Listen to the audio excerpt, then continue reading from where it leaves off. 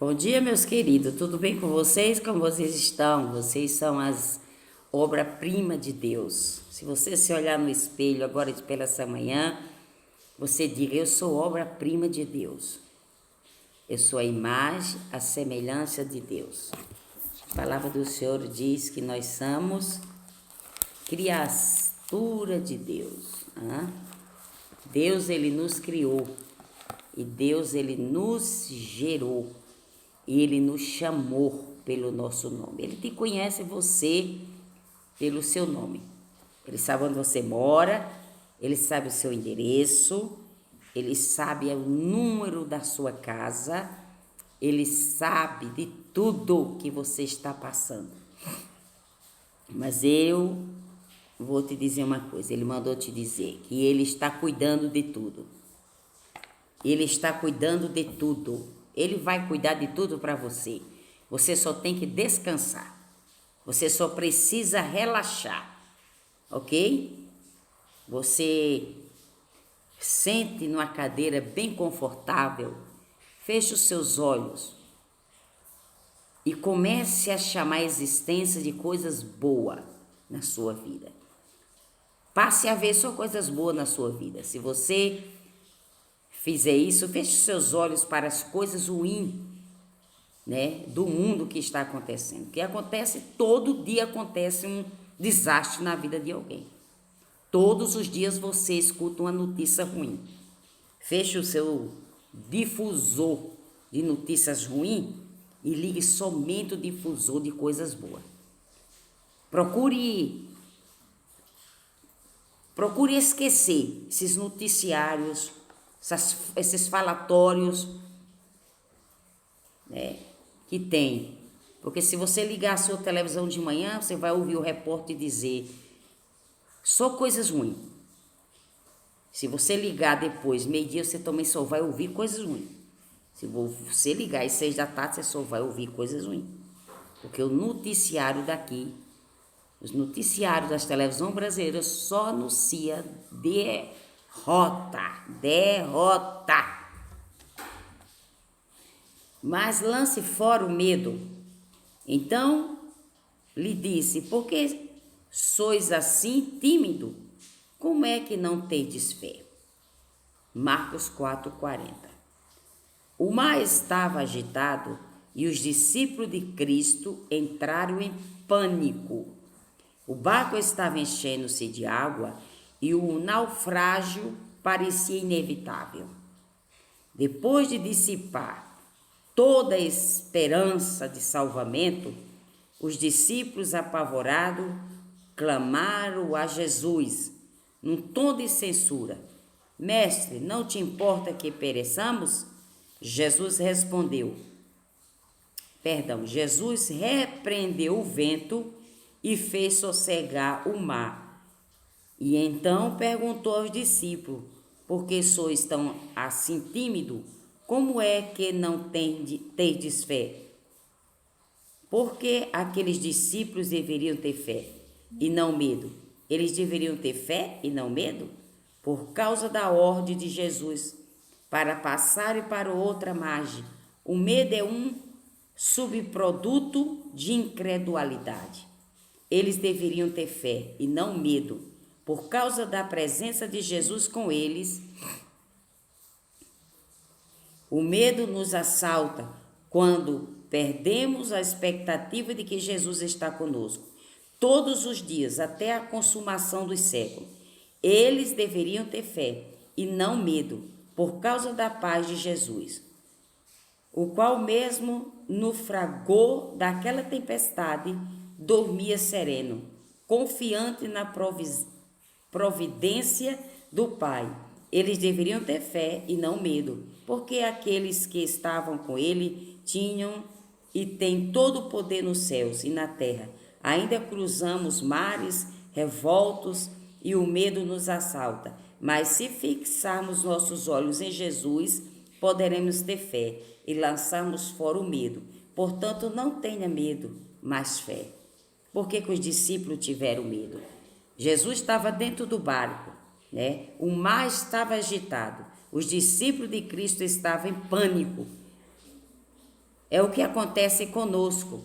A gente ora, a gente ouve uma palavra, a gente diz que confia, andamos e dizemos que Jesus está conosco, mas no momento de qualquer tempestade, no momento de qualquer reviravolta, você não vê mais Jesus com você. No momento que você tem uma dor, no momento que você tem uma crise no seu casamento, no momento que você vê um filho se desviando dos princípios e daquela educação que você deu, você começa a achar que Jesus te deixou sozinho no barco.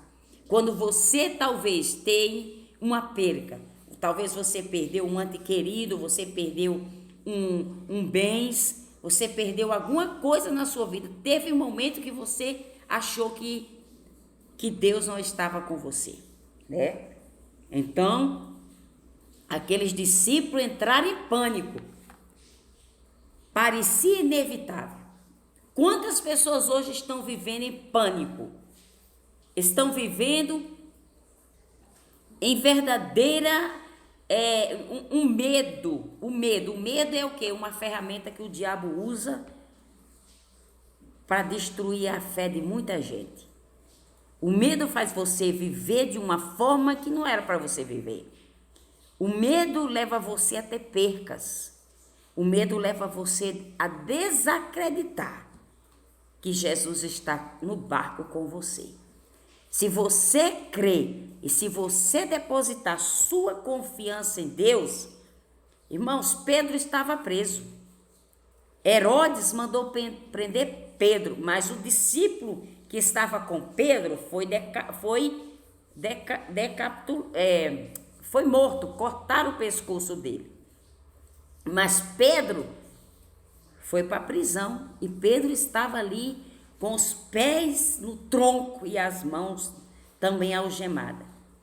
Mas existia uma igreja do lado de fora que se reuniu, porque uma corda de 3 dobras, ela é mais difícil de se quebrar. E Pedro estava dormindo tranquilo, Pedro descansou, porque Pedro sabia que o mestre não ia deixar ele naquela situação. Ele sabia que o mestre ia chegar com providência na vida dele. Então Pedro preso, deitou e dormiu.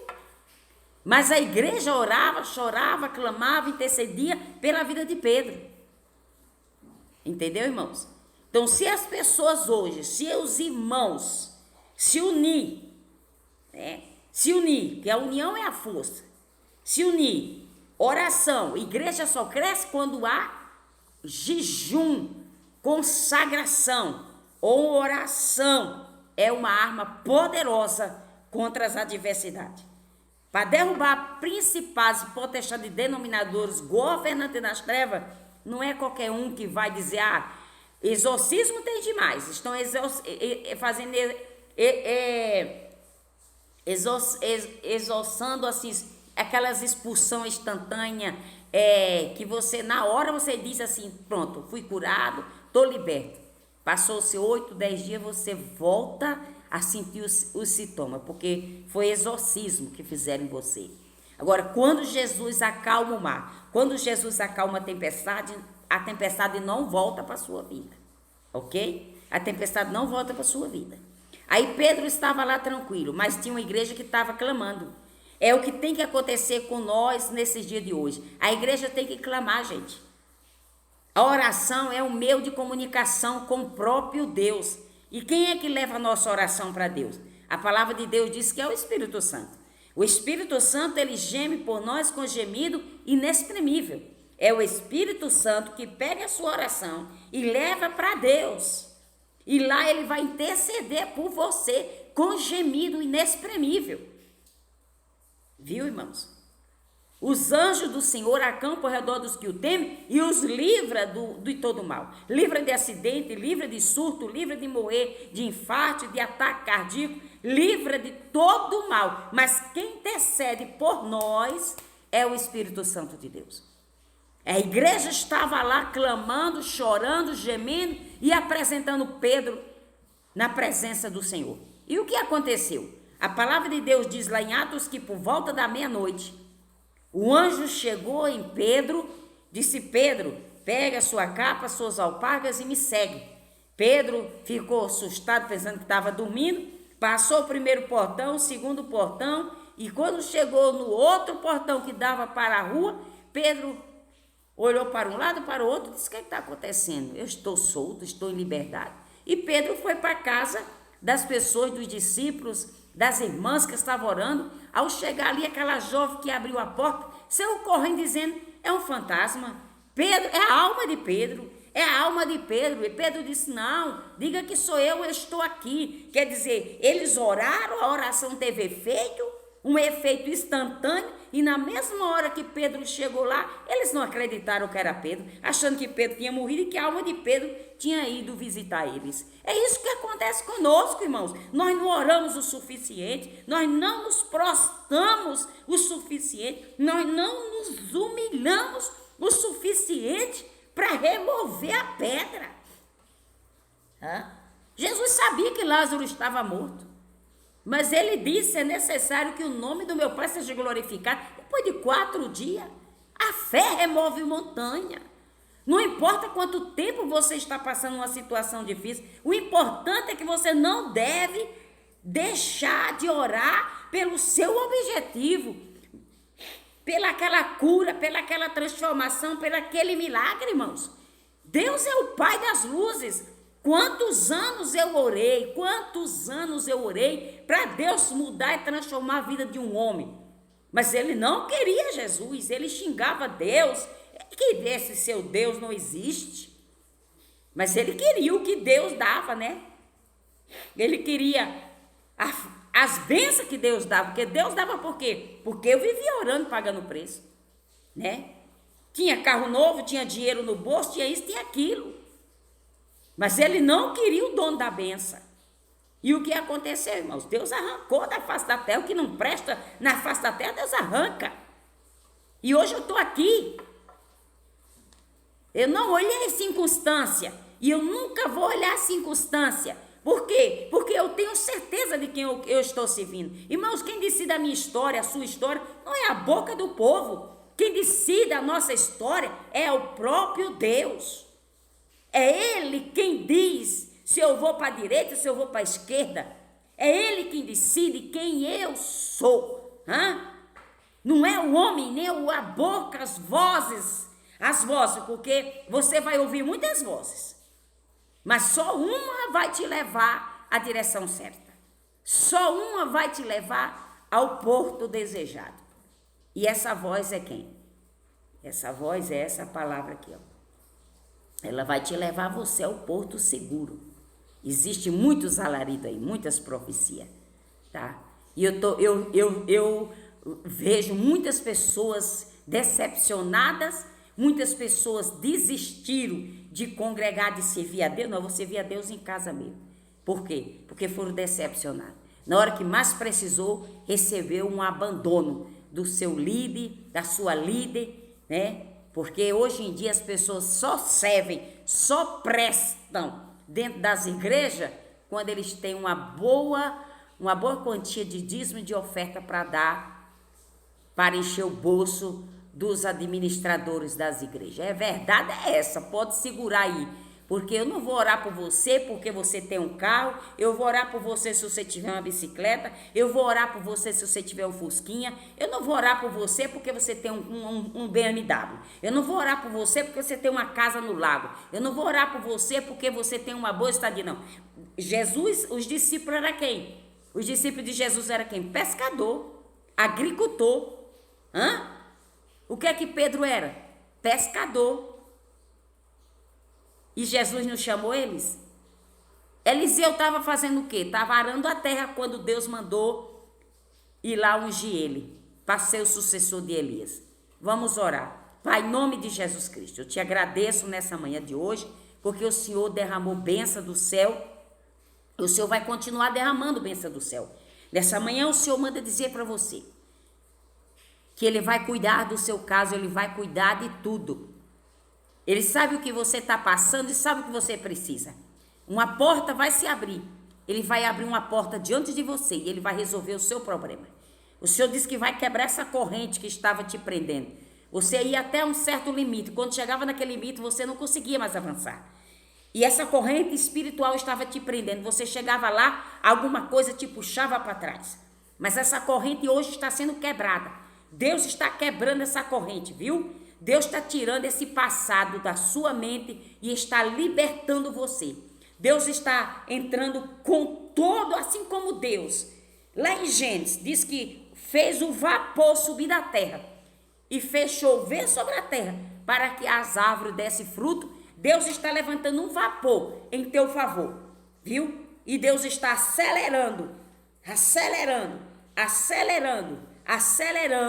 o comboio, viu? O comboio está sendo, ele estava parado, mas Deus vai acelerar. Ele não vai andar mais através de lenha, ele vai andar agora através da eletricidade do Espírito Santo, que vai assoprar, e eu vejo ele a 1000 quilômetros por hora. Tome posse da sua vitória dessa manhã. Jesus chegou, e quando ele chega, o que foi que ele disse para os discípulos? O que ele disse para os discípulos? Então ele disse: porque sois assim tímido, como é que não terdes fé? Por que você está tímida? Por que você está sofrendo? Por que você está apavorado? Sede forte e valente, levante-se, tome a tua cama e anda, seja livre dessa depressão, seja livre desse medo, seja livre dessa angústia, seja livre desse pavor noturno, dessas setas que eu vou de dia, dessas pragas, dessas mortandades que assolam o meu dia. Jesus vai cercar a sua casa e Jesus vai livrar de acidente, Jesus vai livrar de infarto, Jesus vai livrar de tortura mental e espiritual. Jesus vai te livrar agora e vai tirar essas correntes que te prendiam. Um abraço, Deus te abençoe. E eu creio e eu tenho certeza que você vai testificar do que Deus fez na sua vida hoje. Em nome de Jesus, amém.